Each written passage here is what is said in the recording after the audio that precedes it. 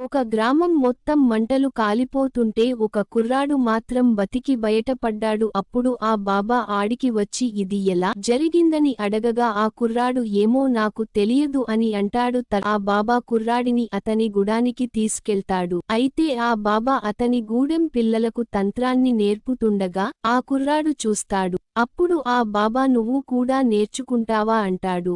ఒకరోజు నేను తంత్ర గ్రంథం రక్షకుడునని చెపుతాడు. నా తర్వాత రక్షకుడిని పోటీ పెట్టి ఎన్నుకుంటానని అంటాడు.